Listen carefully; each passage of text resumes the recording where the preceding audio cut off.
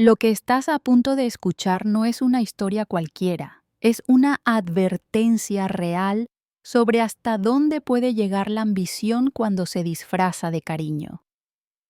Quédate hasta el final porque lo que ocurrió en un piso del barrio de Sant Andreu, en Barcelona, cambiará tu forma de ver la familia, la confianza y el instinto de supervivencia. Antes de continuar, asegúrate de estar suscrito al canal y cuéntame desde qué ciudad nos ves. Nos encanta saber hasta dónde llegan nuestras historias. Mi nombre es Emilia Navarro. Tengo 66 años y hasta hace 3 días creía que mi vida era tranquila, casi perfecta. Vivo con mi esposo Ricard Font en un piso luminoso de Sant Andreu, no lejos del mercado y de la parroquia. Somos jubilados recientes, yo fui profesora de historia en un instituto público de l'Eixample y Ricard trabajó como ingeniero en una empresa de obras hidráulicas. Tenemos un único hijo, Adrià, casado desde hace 5 años con Valeria Soler, una joven que siempre me pareció encantadora, elegante, discreta, licenciada en administración y empleada en una consultora financiera en el centro de Barcelona. Adrià la conoció en una cena de amigos comunes en el Born y se casaron al año siguiente. A veces notaba en Valeria cierta frialdad, una forma distante de hablar, pero lo atribuía a su carácter reservado y a las presiones de su trabajo. Todo comenzó el miércoles pasado cuando Valeria vino a visitarnos sola. Fue extraño, normalmente ella y Adrià venían juntos los fines de semana, pero esa tarde apareció sin avisar, nerviosa, con un teléfono en la mano. Se me cayó el móvil y se rompió la pantalla y necesito que funcione hoy mismo. Mañana tengo una reunión importante, me dijo con ese tono amable que siempre parecía esconder prisa. ¿Conoces algún sitio de confianza donde puedan repararlo rápido? Adrià está de viaje y no tengo idea de a dónde llevarlo. Por casualidad, yo había llevado mi teléfono a reparar la semana anterior a una pequeña tienda de l'Eixample, regentada por un chico joven llamado Marc Rovira, hijo de una antigua compañera mía de instituto. Le ofrecí llevarle el teléfono. Sería un alivio, Emilia. Me salvarías la vida, dijo ella entregándome el móvil. La contraseña es 1120, nuestro aniversario. Si puedes, pásate esta tarde. Lo necesito para mañana temprano. Acepté. Tomé el coche y crucé hacia el Eixample. La tienda de Marc estaba en una calle tranquila cerca de Roger de Flor, entre una panadería y una farmacia. Un cartel discreto decía Reparaciones Express. Cuando entré, Marc estaba inclinado sobre una mesa llena de herramientas diminutas y placas abiertas. Doña Emilia, qué alegría verla. De nuevo me saludó sonriendo. Le expliqué lo del teléfono de mi nuera y él asintió con confianza. Ningún problema. En un par de horas lo tendrá listo. Le dejé el aparato y la contraseña y me fui a hacer unas compras por el Mercat de Sant Antoni. Regresé a las 4 de la tarde. Marc estaba solo, pero su rostro había cambiado, la sonrisa habitual se había borrado y en su lugar había preocupación. Miró hacia la puerta, luego a mí y bajó la voz. Doña Emilia, el móvil está listo, pero necesito mostrarle algo y le ruego que mantenga la calma. Fruncí el ceño confundida. ¿Pasó algo con el teléfono? No con el teléfono, susurró, con lo que hay dentro. Me hizo un gesto para que me acercara. Abrió la aplicación de mensajes, buscó una carpeta oculta llamada Plan B y me mostró la pantalla. Lo que vi me heló la sangre. Eran conversaciones entre Valeria y Adrià, mi hijo, discutiendo un plan para matarnos. Mamá empieza a tener despistes, había escrito Adrià. El médico ya está registrando sus olvidos tal como hablamos. Nadie sospechará cuando ocurra. La respuesta de Valeria fue peor. El seguro de vida de tus padres vale casi 2 millones. Después venderemos el piso y nos iremos de Barcelona. Todo listo para empezar de nuevo. Sentí que las piernas me fallaban. Tuve que apoyarme en el mostrador. Esto no puede ser verdad. Mark bajó aún más la voz. No quería entrometerme, pero mientras probaba el móvil, apareció una notificación y vi esos mensajes. Luego leí más y entendí lo que estaban planeando. Deslicé el dedo por la pantalla, hablaban de dosis de medicamentos, de formas de simular un accidente doméstico, de falsificar informes médicos. Mi propio hijo, mi nuera, planeando nuestra muerte con frialdad. También mencionan a Ricard, susurré temblando. Mark asintió. Sí. Ella sugiere hacerlo en 2 fases para que no levante sospechas. El chico cerró la puerta de la tienda, bajó la persiana a medias y me trajo un vaso de agua. Tiene que ir a la policía, señora. Negué con la cabeza. No me creerán. Es la palabra de una mujer mayor contra la de 2 profesionales respetables. Mark me miró con seriedad. Entonces necesita pruebas, muchas. Tome fotos, guarde todo y finja que no sabe nada. Eso hice. Saqué mi propio teléfono y fotografié cada mensaje, cada fecha, cada referencia. Había nombres de doctores, menciones a un seguro de vida y al médico de cabecera, el doctor Josep Riera, que según los mensajes ya estaba preparando informes de deterioro cognitivo. Cuando terminé, le pedí a Mark que restaurara el teléfono exactamente como estaba. No debía quedar rastro de que alguien había leído esa conversación. Trabajamos juntos 1 hora más.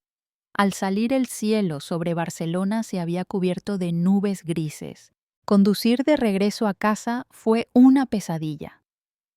El tráfico de la Meridiana me parecía irreal. ¿Cómo mirar ahora a mi marido sabiendo lo que nuestro hijo planeaba? ¿Cómo fingir normalidad cuando el peligro estaba dentro de la familia? Al llegar a casa, Ricard estaba en el salón viendo las noticias con sus gafas en la punta de la nariz. ¿Pudiste arreglar lo del móvil de Valeria?, preguntó distraído.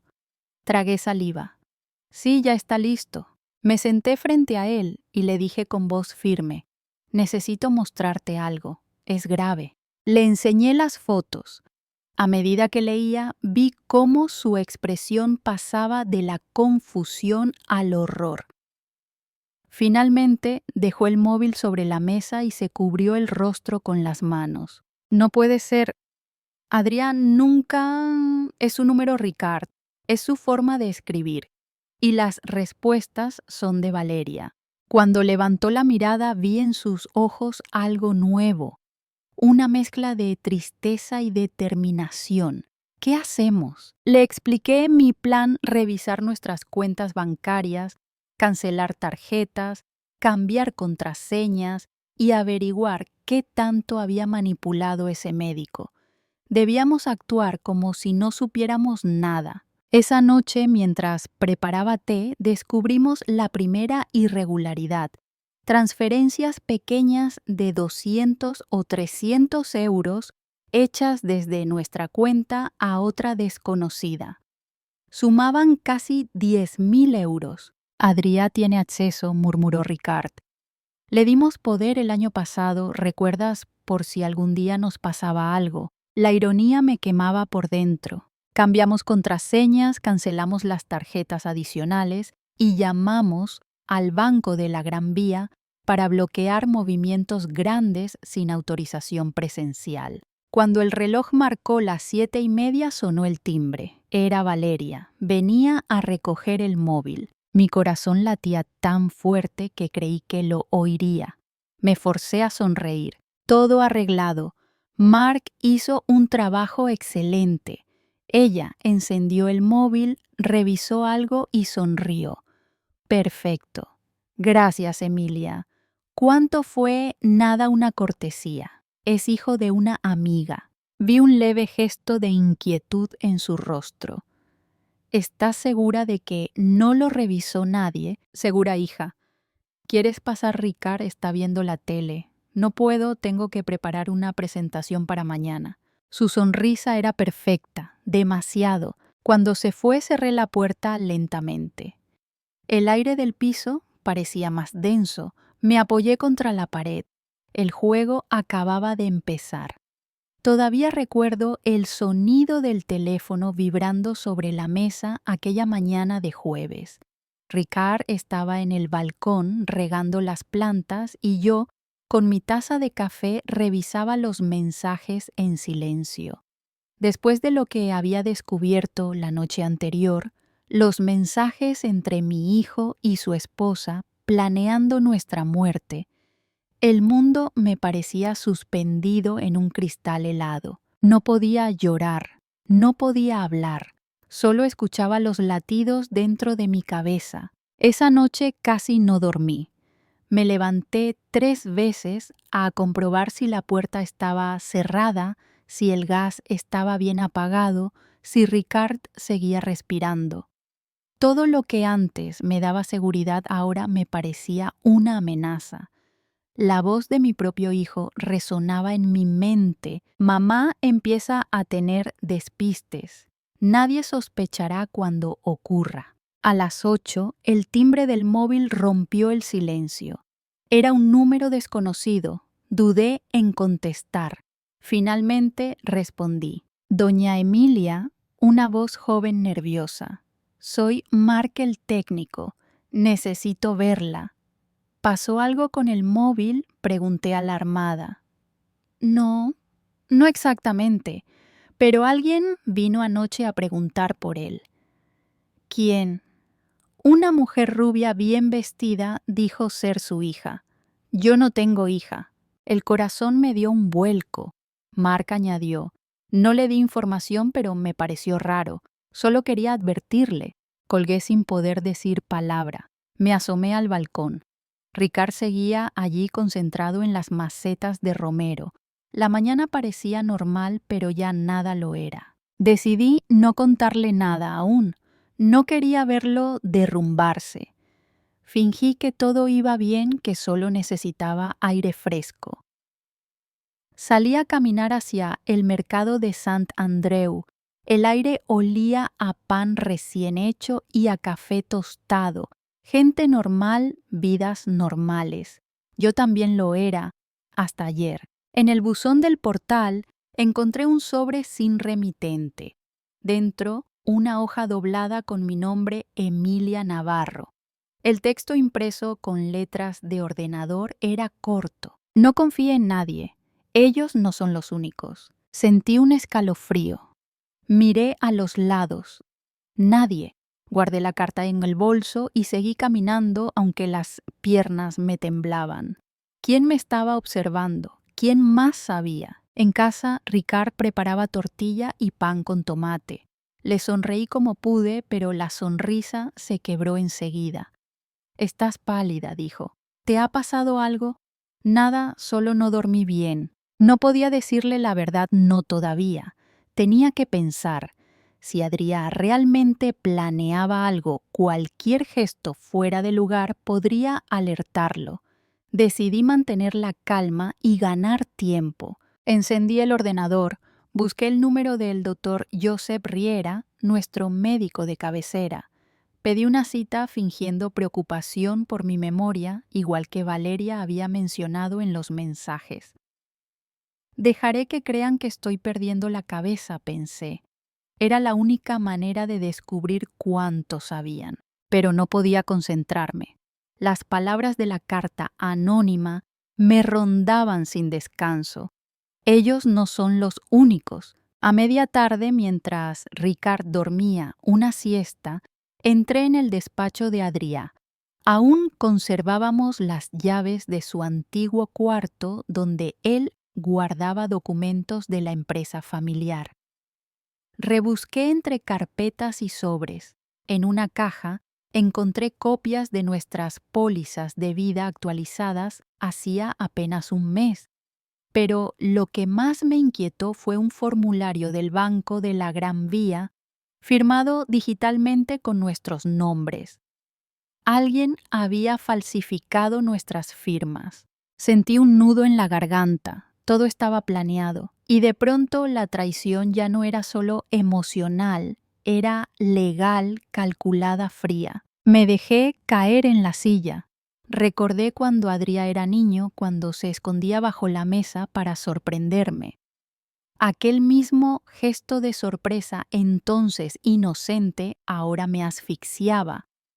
Había criado a un extraño, y ese extraño deseaba mi muerte. El reloj marcó las 6.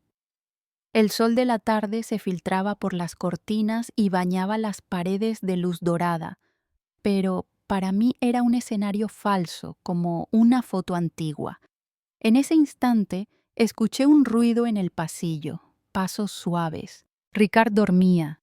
Me acerqué a la puerta, la abrí con cuidado. Nada, solo el sonido lejano del ascensor. Pero al volver al salón noté algo distinto. La ventana estaba entreabierta. No recordaba haberla abierto. Y sobre la mesa entre los periódicos había otro papel doblado. El mismo tipo de impresión, las mismas letras frías. El tiempo corre. No hable con nadie. Apreté el papel con las manos temblorosas. Sentí una mezcla de miedo y furia. Ahora ya no se trataba solo de mi hijo, había alguien más detrás observando, controlando, amenazando. Por primera vez desde todo aquello deseé llorar, pero no lo hice, porque entendí que el llanto no me salvaría. Me miré al espejo del pasillo. La mujer que me devolvía la mirada no era la misma de ayer. Tenía los ojos hinchados, el rostro pálido, pero también una chispa distinta, la chispa de quien ha sido herida y aún sigue en pie. Respiré hondo. Guardé la carta en el bolsillo interior de mi chaqueta y susurré: no me voy a rendir, no mientras aún respire. Salí al balcón. Barcelona seguía viva con su ruido, sus sirenas, sus campanas lejanas. Y entre todo aquel bullicio, entendí algo con una claridad helada. Había perdido a mi hijo, pero aún podía salvarme a mí misma. Esa fue mi primera decisión. Y la más importante. Pausa emocional. Si esta historia te está estremeciendo tanto como a mí me dolió vivirla, dale, me gusta y quédate conmigo, porque lo que descubrí después fue aún más oscuro. Dormí poco aquella noche. Cada vez que cerraba los ojos, veía las 2 cartas anónimas y los mensajes en el móvil de Valeria. El miedo seguía ahí agazapado en el pecho, pero algo había cambiado. Ya no era la mujer confundida que temblaba al leer la traición de su hijo. Ahora era una mujer que empezaba a pensar. Mientras el amanecer teñía de naranja los balcones de Sant Andreu, supe que la única forma de sobrevivir era convertirme en espectadora de mi propio drama, analizar cada movimiento y actuar sin dejar rastro. Encendí el ordenador, entré en nuestra cuenta del Banco de la Gran Vía. Había transferencias pequeñas, casi invisibles cada 3 días, a una cuenta con iniciales, CS. Pensé en Valeria Carmen Soler, no. Claudia Soler, no. Su apellido era Valeria Soler. Pero, ¿y si esas iniciales no eran de ella? Imprimí los movimientos y los guardé en una carpeta. A media mañana, Ricard salió a comprar pan y yo aproveché para llamar al banco. Pedí hablar con el gerente. Buenos días, soy Emilia Navarro. Quisiera confirmar un detalle sobre mis transferencias. La voz al otro lado sonó insegura. Claro, señora Navarro. Podría esperar un momento, un silencio largo. Luego otra voz firme pausada. Soy Álvaro Barea del Departamento de Seguridad. Podría venir al banco esta tarde, sería más fácil explicarle en persona. Sentí un escalofrío. Explicarme que acepté. A las 5 entré en la sucursal. Álvaro me esperaba junto a su escritorio. 40 y pocos años, traje gris, mirada directa. Me ofreció asiento. Señora Navarro, empezó, no sé qué está ocurriendo exactamente, pero uno de nuestros empleados detectó movimientos sospechosos vinculados a su cuenta. ¿Quién los autorizó?, pregunté. Un apoderado con firma digital. Su hijo Adrià Font. No dije nada. Él continuó. Alguien intentó acceder también a su depósito de inversión, pero el sistema bloqueó la operación por inconsistencias en la firma biométrica.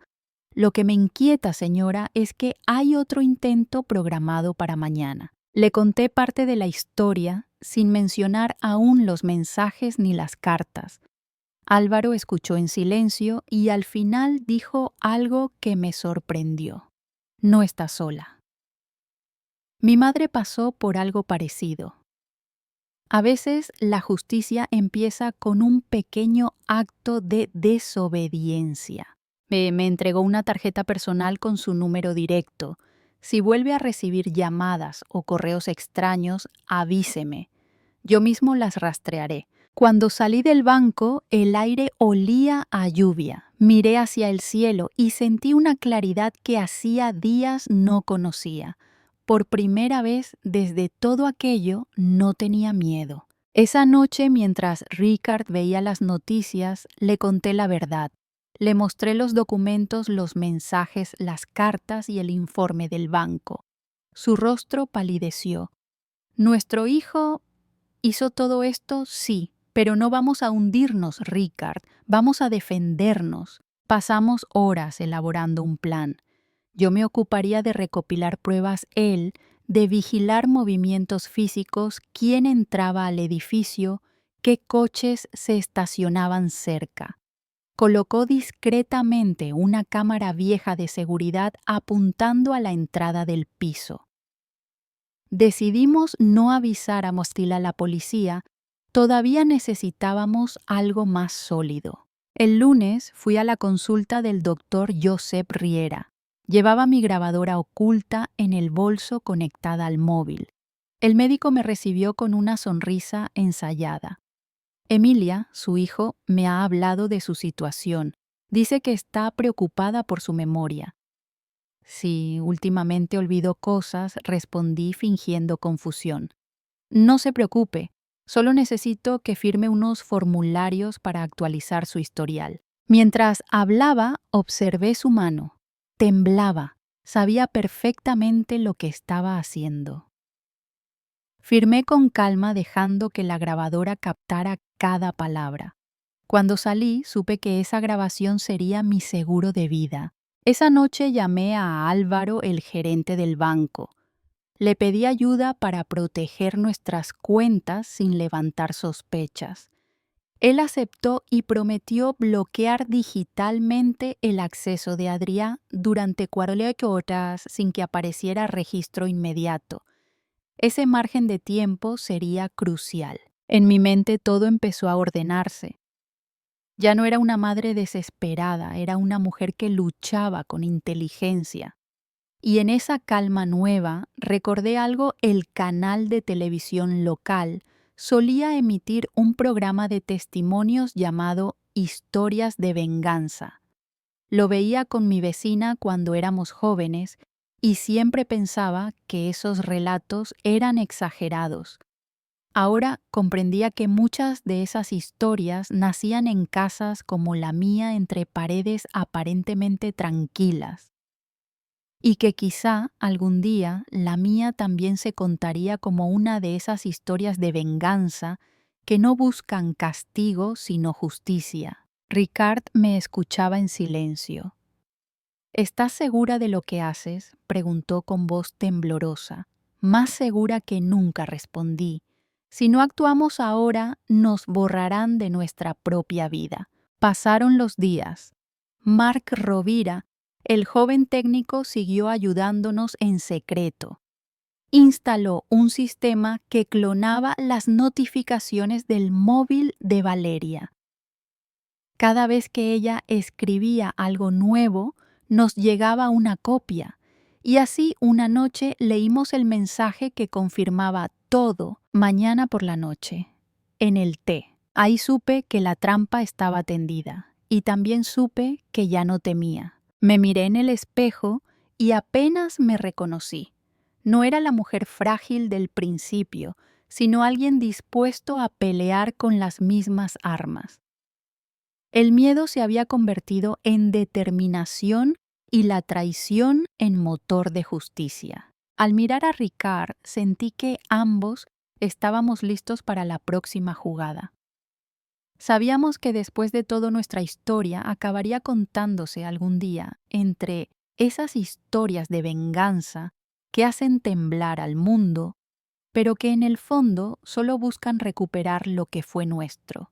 Pausa emocional. Y ahora quiero preguntarte a ti que estás escuchando esto. Si descubrieras que alguien de tu propia familia planea destruirte, ¿te quedarías callado o lucharías por la verdad? Pulsa 0 si callarías.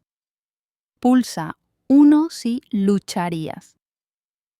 El mensaje decía: mañana por la noche, en el té, una frase corta, casi banal, pero que bastaba para helarme la sangre. Valeria pensaba que nos tenía atrapados. No imaginaba que desde hacía días yo leía cada palabra que enviaba. Esa tarde el cielo de Barcelona estaba cubierto de nubes bajas del mismo color del miedo. Ricard y yo sabíamos que la trampa estaba lista, pero también sabíamos que era nuestra oportunidad de revertirla. Habíamos acordado actuar con calma, como si no sospecháramos nada. Pero la tensión era insoportable. Cada reloj que marcaba los minutos me recordaba que la muerte podía estar en el siguiente sorbo. Encendí las luces del comedor. La mesa estaba puesta con esmero, la vajilla blanca, las copas pulidas. El aroma del guiso llenaba la casa. Todo debía parecer perfecto, normal, solo que nada era normal. Antes de que llegaran, recibí un mensaje de Álvaro, el gerente del banco que se había convertido en nuestro aliado. No está sola. Si algo sale mal, avíseme. He alertado a un contacto en Los Mossos. Leí esas palabras una y otra vez, intentando creer que servirían de algo si el plan se torcía. A las 8:30 sonó el timbre. Ricard me miró. Empieza, sí respondí respirando hondo. Valeria entró primero sonriente, elegante, con un perfume demasiado intenso.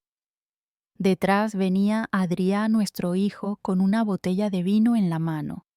La misma marca que usaba su padre para los aniversarios. Todo cuidadosamente calculado. Mamá, papá, pensamos que podríamos cenar juntos, dijo él con naturalidad. Yo fingí alegría. Qué buena idea, hijo. Hacía tiempo que no compartíamos una noche tranquila. El vino se abrió con un leve pop. El sonido resonó en mi cabeza como un disparo. Mientras Adrià servía las copas, yo observé cada gesto. Su mano tembló apenas. Lo conocía demasiado bien para no notarlo. Ricard y yo habíamos preparado nuestro propio vino con la misma etiqueta, idéntica botella. Cuando él se giró un instante para buscar los vasos, intercambié las botellas en silencio. Nadie lo notó. Cenamos entre risas falsas y silencios densos. Valeria fingía cariño. Su mirada, sin embargo, se clavaba en mí con una mezcla de ansiedad y cálculo. La conversación giraba sobre trivialidades, el trabajo, la economía, los vecinos. Yo apenas escuchaba, solo esperaba el momento. Cuando Adrià levantó su copa para brindar, sentí cómo mi pulso se disparaba. Por la familia, dijo. Por la familia, repetí con una voz que apenas reconocí. Las copas chocaron. El cristal tintineó como una sentencia. Durante unos segundos interminables nadie bebió. Entonces Valeria fue la primera en dar un sorbo. Su expresión no cambió. Adrià la imitó. Ricard fingió hacer lo mismo, pero yo vi cómo apenas rozaba los labios con el borde. Yo sonreí. El miedo se mezclaba con una fuerza nueva, la certeza de que estábamos resistiendo. La cena continuó en un silencio incómodo. Valeria empezó a hablar de viajes, de posibles mudanzas, de cómo sería más fácil cuidaros si viviéramos juntos. Una frase que bajo su dulzura sonaba como una amenaza. Cada palabra era una nota más en la sinfonía del engaño. Fue entonces cuando escuchamos el timbre, un sonido seco inesperado. Todos nos miramos. Debe de ser un error, murmuró Adrià. Me levanté. Al abrir la puerta, un hombre de unos 50 años me mostró una credencial de prensa. Perdone, señora, soy Víctor Planas, periodista del Diari de Barcelona. Estoy investigando movimientos sospechosos de ciertas aseguradoras. Me recomendaron hablar con usted. Mi corazón dio un vuelco. ¿Quién lo había enviado? Álvaro. El destino. Valeria se levantó al instante irritada. No es momento, estamos cenando. Pero el periodista insistió con calma. Solo necesito 5 minutos, es sobre un seguro de vida reciente. El silencio se volvió insoportable. Adrià bajó la mirada. El periodista lo notó. Curioso, dijo Víctor. La póliza está a nombre de la señora Emilia Navarro, con su hijo como único beneficiario, firmada digitalmente hace 3 meses. Valeria palideció. Eso es privado. No tiene derecho. Tengo derecho cuando hay irregularidades, replicó él. Ricard aprovechó el momento para sacar su móvil y activar la grabadora.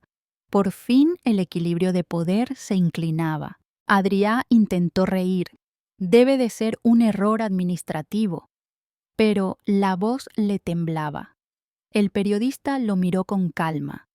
Los errores no incluyen firmas falsificadas ni transferencias a cuentas opacas. Nadie habló, solo el reloj marcando los segundos. La tensión se podía cortar con un cuchillo. De pronto Valeria se levantó bruscamente. Basta, no pienso soportar más esta comedia. Tomó su bolso y caminó hacia la puerta. Su tacón resonaba sobre el mármol como un eco de furia. El periodista la observó irse y luego se volvió hacia mí. Señora Navarro, si me permite, mañana mismo puede acompañarme a declarar. Tengo contactos en Los Mossos. Asentí sin poder hablar. Adrià seguía allí inmóvil, con el rostro desencajado. Esa noche, cuando cerramos la puerta tras la partida del periodista, el silencio fue absoluto. Ricard y yo nos miramos. No sabíamos si reír o llorar. Habíamos sobrevivido por ahora. Pero también sabíamos que aquello no había terminado. La verdad aún no estaba expuesta del todo. Y el amor que un día sentimos por nuestro hijo se estaba desmoronando bajo el peso del horror. En mi mente resonaba una frase que había leído años atrás: el mal no siempre llega de fuera, a veces crece en la mesa donde compartes el pan. Esa noche, mientras apagaba las luces del comedor, pensé en cuántas personas en el mundo estarían viviendo su propio infierno doméstico sin que nadie lo supiera. Historias como la mía, silenciosas y ocultas, que un día terminarían saliendo a la luz como historias emocionantes, esas que estremecen y al mismo tiempo despiertan algo profundo, la necesidad de sobrevivir, de luchar, de decir basta. Me miré en el reflejo oscuro de la ventana y comprendí que ya no podía volver atrás. A partir de ese momento, mi vida se había convertido en una de esas historias emocionantes que no se olvidan, las que te cambian para siempre. Esa noche apenas dormimos. Ricard se quedó mirando el techo con la respiración pesada, mientras yo repasaba una y otra vez cada gesto de Adrià y Valeria durante la cena. La presencia del periodista había salvado nuestras vidas, pero había abierto una herida imposible de cerrar. El silencio en la casa era tan denso que podía cortarse. Al amanecer, el timbre volvió a sonar. Era Víctor Planas, el periodista. Traía un sobre sellado. «Lo conseguí», dijo con voz grave. Copias de las pólizas, movimientos bancarios y correos entre su hijo y un despacho de abogados en Andorra. «Los mozos ya están avisados». Ricard lo invitó a pasar. Nos sentamos los tres en el comedor.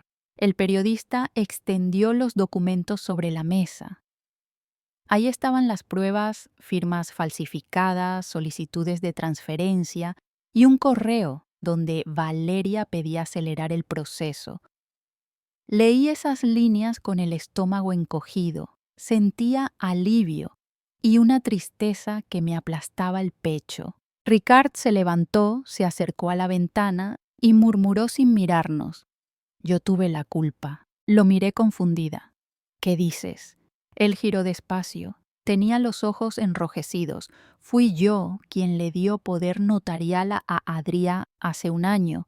Quise facilitarle las cosas. Nunca imaginé esto. Sus palabras me atravesaron como un cuchillo.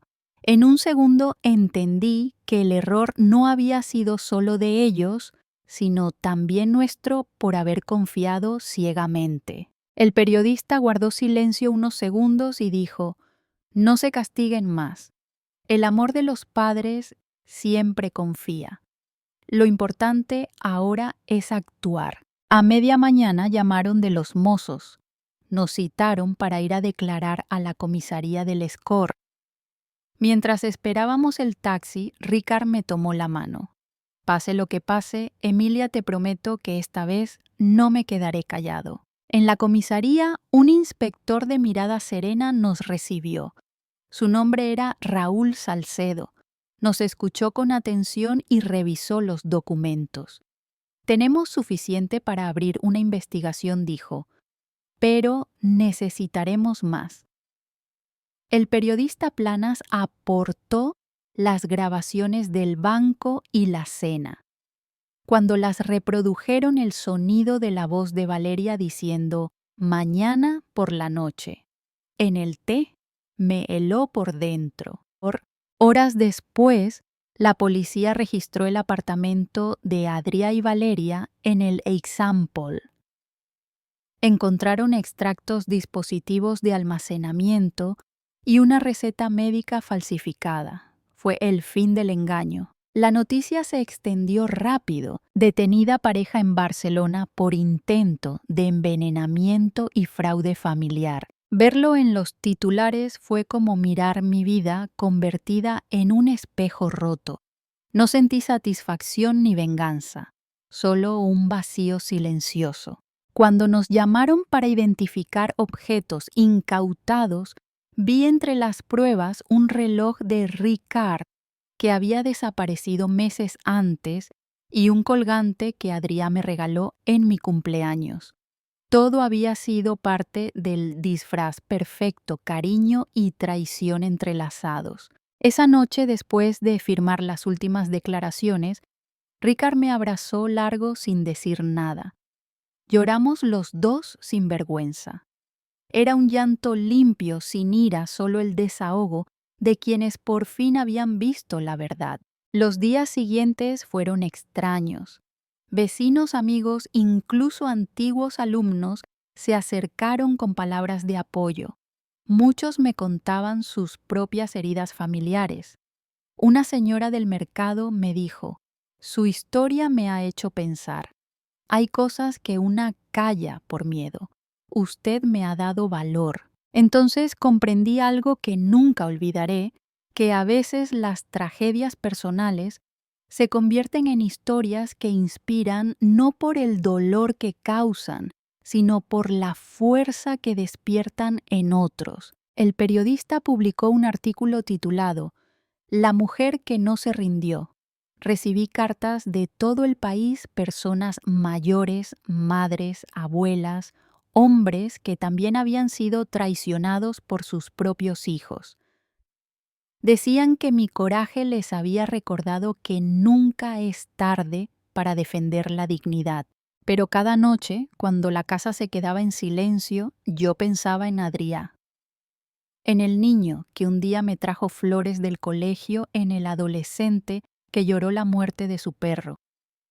¿Dónde se perdió ese hijo? Nadie me lo podrá explicar jamás. El día del juicio lo vi entrar esposado, no podía mirarme. Yo tampoco pude sostener su mirada, solo crucé las manos sobre el regazo y esperé el veredicto. Cuando el juez leyó la sentencia, sentí una mezcla de alivio y tristeza. 16 años para Valeria, 12 para Adrià. El doctor Riera fue inhabilitado de por vida. No hubo aplausos ni gestos triunfales, solo silencio.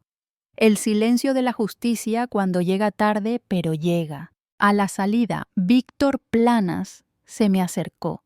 Su historia marcará a muchos, señora Navarro. Hay verdades que se escuchan una sola vez, pero cambian vidas enteras. No quiero que mi historia marque Víctor, le respondí con una media sonrisa. Quiero que sirva. Él asintió. Entonces será una de esas historias que inspiran, que no se olvidan. Esa noche, ya en casa Ricard, encendió una vela junto a la ventana. Miré la llama titilar contra el cristal y sentí que al fin podía respirar. Habíamos pagado un precio alto, pero también habíamos recuperado algo que el miedo nos robó: nuestra voz. Porque incluso cuando la sangre te traiciona, la verdad sigue siendo tu mejor defensa. Pausa emocional. Si esta historia te ha conmovido, si crees que ninguna traición puede apagar la fuerza de la verdad, dale me gusta y comparte este video para que más personas recuerden que la justicia empieza por no callar. El día después del juicio, el cielo de Barcelona amaneció despejado. Era la primera mañana en muchos meses en la que no sentí miedo. El ruido de los coches en la calle sonaba distinto, casi como una melodía lejana. El infierno había terminado, pero ahora empezaba algo más difícil: aprender a vivir sin rencor. Ricard y yo vendimos la casa de Sant Andreu. Demasiados recuerdos, demasiadas sombras. Nos mudamos a un pequeño piso con vistas al parque de la Ciutadella, con una terraza llena de geranios y un banco donde por las tardes tomamos café y observamos pasar a la gente. El sonido de las campanas de Santa María del Mar nos acompañaba cada atardecer. Durante los primeros días apenas hablábamos. El silencio entre nosotros no era distancia, sino un pacto invisible: no volver a pronunciar los nombres de Adrià y Valeria hasta que el dolor se convirtiera en recuerdo.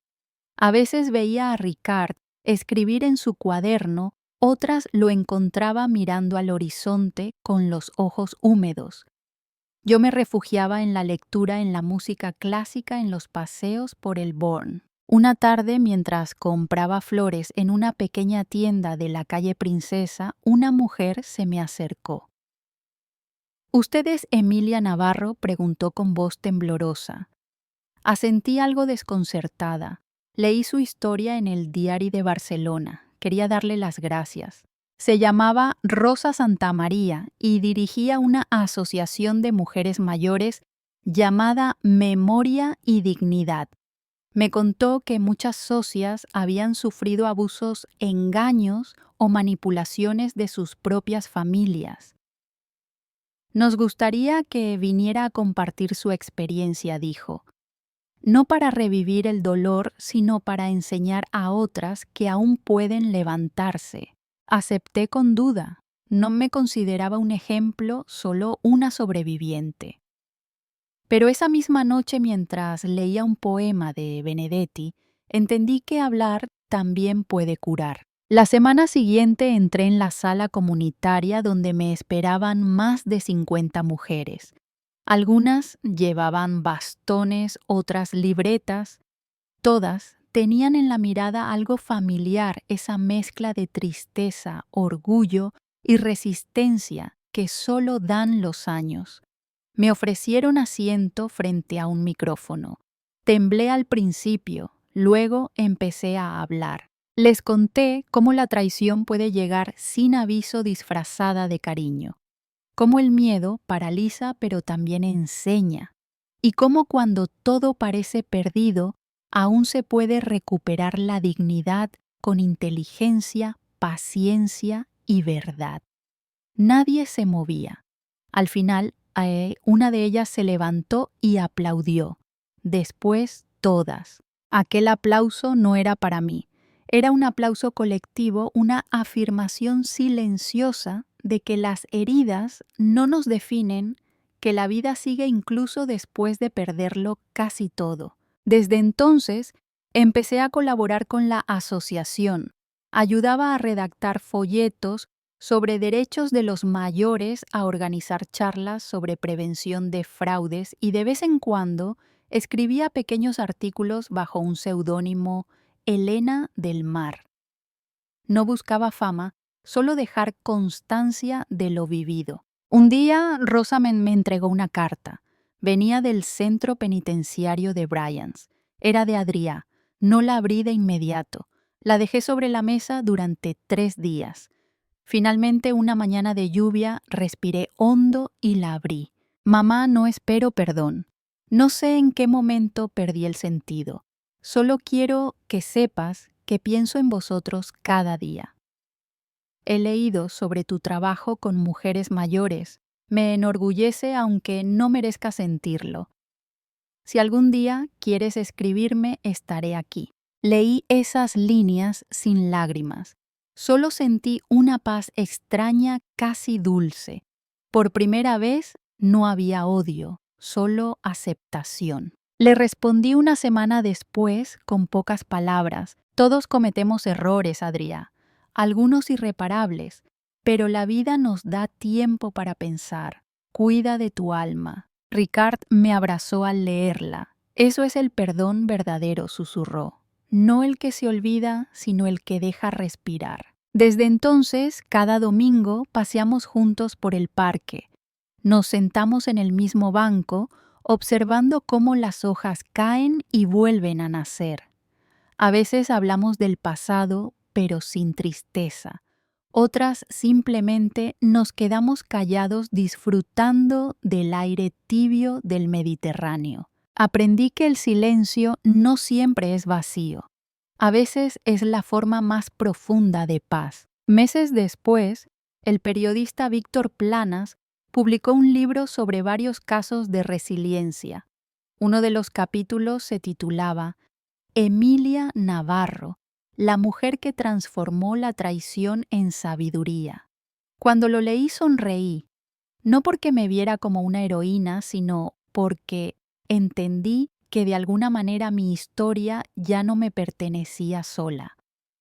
Ahora era de todas aquellas personas que alguna vez perdieron la confianza y aún así decidieron levantarse. Y en esa certeza encontré la calma. No la calma ingenua de quien olvida, sino la serena de quien ha mirado al abismo y ha vuelto con la cabeza en alto. Ese es el regalo que me dejó la tormenta. La certeza de que ninguna herida, por profunda que sea, puede destruir la dignidad de quien se niega a rendirse. Han pasado ya 3 años desde aquel juicio. A veces me parece que fue otra vida, una historia ajena, contada por alguien más. Otras veces, cuando camino por el parque de la Ciutadella y veo los mismos bancos, las mismas fuentes, siento que todo sigue ahí, pero en paz. Ricard y yo seguimos en nuestro pequeño piso lleno de plantas y fotografías. Las cicatrices del alma no desaparecen, pero aprenden a doler menos. Ahora sabemos que el silencio no siempre es vacío. A veces es simplemente descanso. Cada mañana preparo café, abro las ventanas y dejo que entre la luz. La misma luz que un día creí que no volvería a ver sin miedo.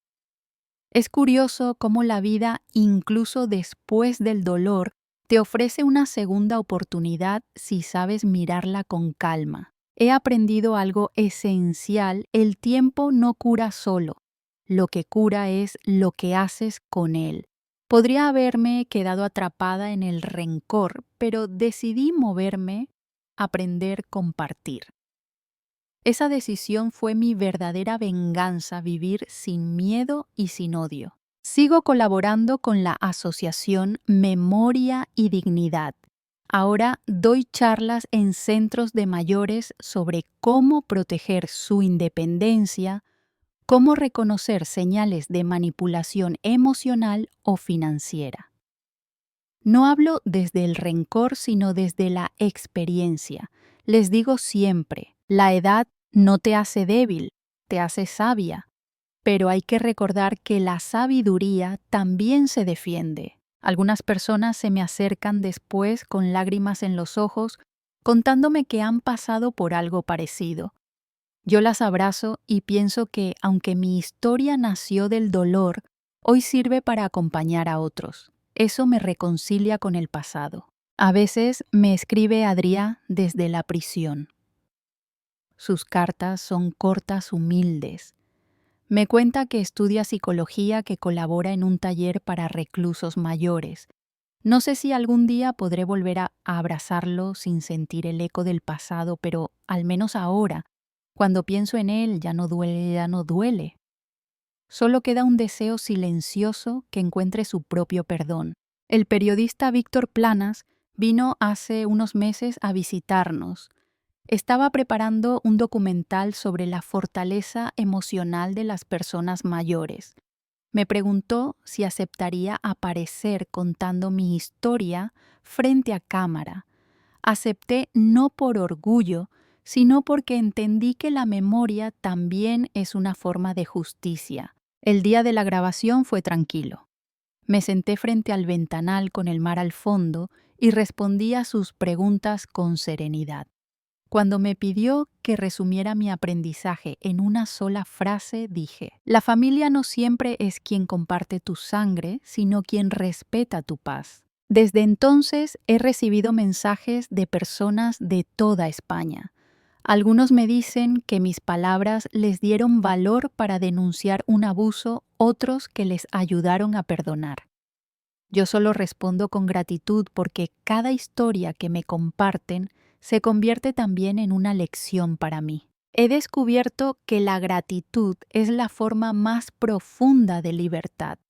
Agradecer no significa olvidar lo que te hicieron, sino reconocer lo que sobreviviste.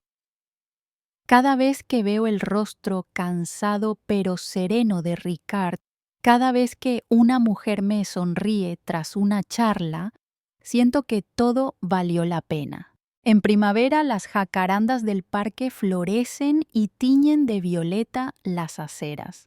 Su color me recuerda que la vida tiene la delicadeza de empezar de nuevo, incluso después del invierno más cruel. A veces me quedo sentada en el banco observando a los niños correr y pienso que eso también es justicia: que la vida siga, que el amor continúe aunque ya no se parezca al de antes. He dejado de buscar finales perfectos.